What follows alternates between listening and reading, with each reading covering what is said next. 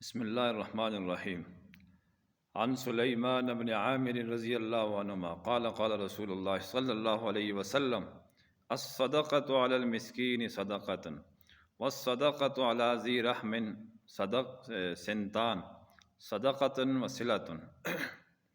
رواہ احمد والترمذی والدارمی وابو داود والنسائی۔ حضرت سلمان بن عامر رضی اللہ تعالیٰ عنہ ایک جلیل القدر صحابی ہیں، فرماتے ہیں کہ رسول اللہ صلی اللہ علیہ وسلم نے ارشاد فرمایا کہ غریب آدمی کے اوپر صدقہ کرنے میں صرف سنگل اجر ہے، اور کسی قریبی جو ضرورت مند رشتہ دار ہے، تنگ دست ہے، اس کے اوپر صدقہ کرنے میں دو پہلو ہیں، یعنی دو طرح کا ثواب ہے۔ ایک یہ ہے کہ آپ کو صدقہ کا ثواب بھی ضرور ملے گا، اور ایک صلہ رحمی کا ثواب ملے گا، یعنی وہ آپ سے خوش ہوگا، محبت کرے گا، آپ اس کا خیال رکھتے رہیں گے، تو یہ ایک صلہ رحمی یعنی جو رشتہ داری کے حقوق ہیں وہ اس میں آتے ہیں، یہ خود بڑی درجے کی نیکی ہے۔ ایک حدیث مبارکہ میں یہ آتا ہے کہ رشتہ داری قیامت کے روز پلصراط پر کھڑی ہوگی اور مطالبہ کرے گی، رشتہ داری کے ساتھ امانت بھی ہوگی۔ تو یہ ہم لوگ وہ خاص طور پر جن کو رشتہ داروں سے نفرت ہوتی ہے، کسی بھی بات میں اختلاف ہوتا ہے، وہ اس چیز کا خیال رکھیں۔ مفتی محمد شفیع صاحب رحمۃ اللہ علیہ نے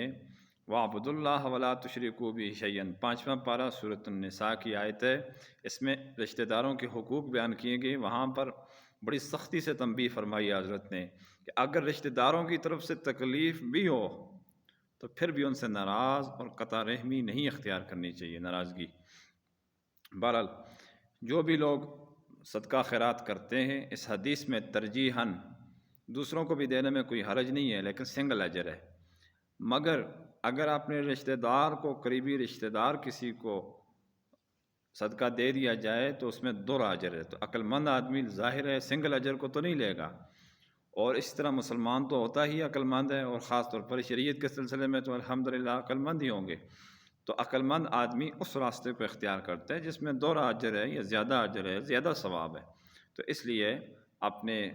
جو رشتہ دار ہوتے ہیں ان کا خاص طور پر صدقہ کے سلسلے میں، زکوٰۃ کے سلسلے میں، قربانی کے وقت، صدقہ فطر کے وقت ان کا خاص طور پر خیال رکھنا چاہیے، انہیں نظر انداز نہیں کرنا چاہیے۔ حضرت طلحہ رضی اللہ تعالیٰ عنہ ایک جلیل القدر صحابی ہیں، تو قرآن مجید کی یہ آیت مبارکہ نازل ہوئی لن تنالوا البر حتی تنفقوا مما تحبون۔ وہ خدمت اقدس میں حاضر ہوئے، جناب رسول اللہ صلی اللہ علیہ وسلم سے پوچھا کہ اللہ کے رسول، میں اس آیت پر عمل کرنا چاہتا ہوں، میرا ایک باغ ہے، مجھے بہت پیارا ہے، آپ کو معلوم ہے وہ باغ، لیکن مجھے سمجھ نہیں آ رہی کہ میں اس کو کہاں خرچ کروں، میں اس کو رائے خدا میں صرف کرنا چاہتا ہوں، مجھے وہ بہت محبوب ہے، اور اللہ تعالیٰ کہتے ہیں کہ محبوب چیز خرچ کیے بغیر تم نیکی کے درجے کو پہنچ نہیں سکتے،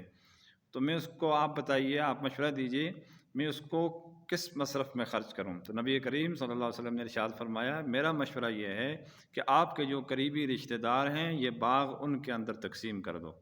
تو دیکھیے صحابہ کا عمل بھی تھا، نبی کریم صلی اللہ علیہ وسلم کا فرمان بھی تاکید کے ساتھ موجود ہے۔